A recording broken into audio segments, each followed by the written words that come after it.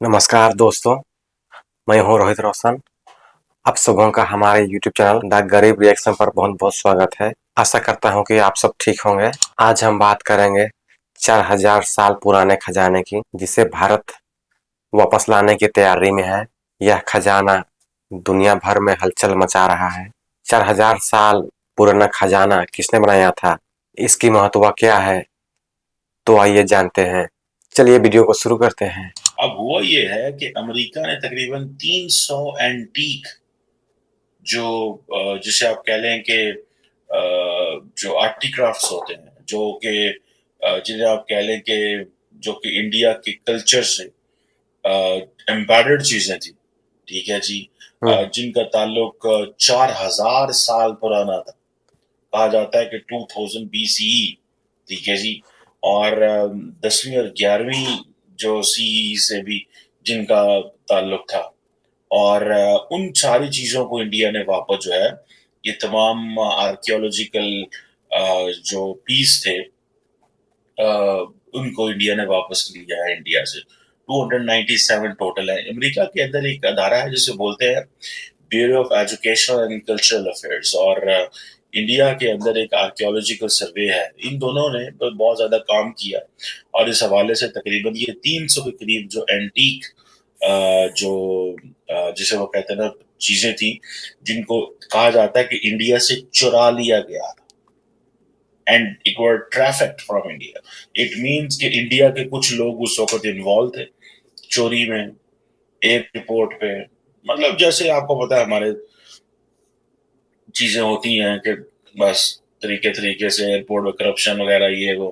तो वो चीजें चोरी की गई, वो चीजें अमेरिका आ गई, और जब अमेरिका आई, अच्छा मजे की बात यह है कि इंडिया ये चीजें बर्तानिया से भी क्लेम कर रही, जैसे Kohinoor and much more than that. ठीक है जी। और अब इंडिया ये कह रहा है कि जी ये अमेरिका ने किया, थैंक यू वेरी मच। अब विलमिंगटन डेलावेयर जहाँ पे बाइडेन साहब का घर है, आपने देखा होगा बाइडेन साहब ने बड़ा वेलकम शेलकम किया है। और और ये जो आर्टिफैक्ट्स हैं इनको वापस करने में नरेंद्र मोदी बड़ा, और नरेंद्र मोदी ने जो लफ्ज इस्तेमाल किया वो बड़ा इंपॉर्टेंट लफ्ज है। उन्होंने कहा कि ये जो आर्टिक्राफ्ट्स हैं, आर्टिफैक्ट्स हैं, ये सिर्फ और सिर्फ एक हिस्टोरिकल और मटेरियल कल्चर नहीं था। ये हमारी जो इंडियन सिविलाइजेशन का कोर है ना, ये हो है। And this depicts the consciousness of India. ठीक है। सो इट वाज समथिंग बड़ी इंपॉर्टेंट चीज है जिसमें कहा जाता है कि अस्पारा एक सैंडस्टोन है, सेंट्रल इंडिया से था।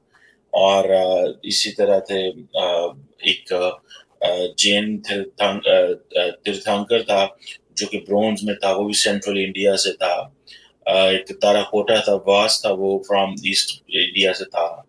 थर्ड फोर्थ सेंचुरी से उसका ताल्लुक था। मतलब पुरानी स्टोन स्कल्पचर था साउथ इंडिया से।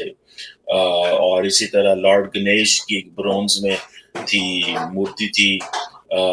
एक स्टैंडिंग लॉर्ड बुद्धा थे। वो भी इन इन जिसे कहते हैं ना सैंडस्टोन में नॉर्थ इंडिया से था। एक लॉर्ड विष्णु की ब्रोंज की मूर्ति थी आई थिंक। और इसी तरह लॉर्ड कृष्णा की एक ब्रोंज की मूर्ति थी जो कि साउथ ऑफ इंडिया से चुराई गई थी। 17वीं 18वीं सदी से इनका ताल्लुक बाइडेन है। मोदी मीटिंग के बाद ये अनाउंस किया गया है कि इंडिया चिप मैन्युफैक्चरिंग का हब बनने जा रहा है और वो पहला national security semiconductor fabrication plant बनाने लगा है। अब हम्म।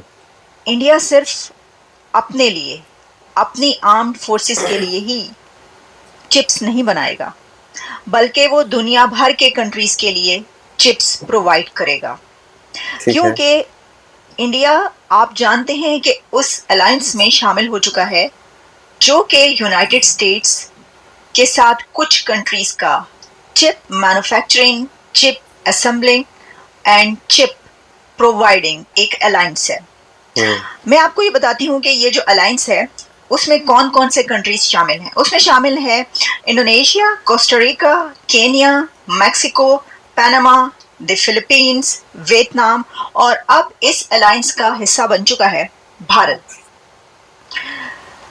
अब आप ये देखें कि किसी ऐसे अलायंस में जब शामिल करने की बात की जाती है इंडिया को, जैसे कि नेटो अलायंस के लिए, कुछ अरसा पहले इंडिया को इनवाइट किया गया, इंडिया को ऑफर की गई कि आप नेटो अलायंस का हिस्सा बने, ये वाली बात हुई थी और भारत ने इनकार कर दिया था। मोदी गवर्नमेंट ने कहा कि नहीं, डॉक्टर जयशंकर की तरफ से इसके ऊपर बात की गई, कहा कि उसका हिस्सा बनने का कोई फायदा नहीं, हम किसी भी ऐसे अलायंस का हिस्सा नहीं बन सकते जिसमें जंगे हों और या जिसमें जो है आपको फिर इस तरह के स्टेप्स लेना पड़े, जो कि आप जानते हैं कि क्या उसकी सिचुएशन है। लेकिन जब किसी ऐसे अलायंस में शामिल होने के लिए कहा जाता है तो इंडिया फौरन कदम बढ़ाता है और चिप मेकिंग, सेमीकंडक्टर का हब बनने के लिए वो एक ऐसे अलायंस में शामिल होता है। अब इसके अंदर जो चिप मेकिंग या चिप मैन्युफैक्चरिंग, सेमीकंडक्टर हब बनने के लिए इंडिया ने $20 बिलियन से ज्यादा ऑलरेडी इन्वेस्ट किए हैं। तो दोस्तों, यह एक महत्वपूर्ण मुद्दा है। हमें उम्मीद है कि भारत इस खजाने को वापस लाने में सफल होगा। तो आपका क्या कहना है, कमेंट में कमेंट करके जरूर बताएं।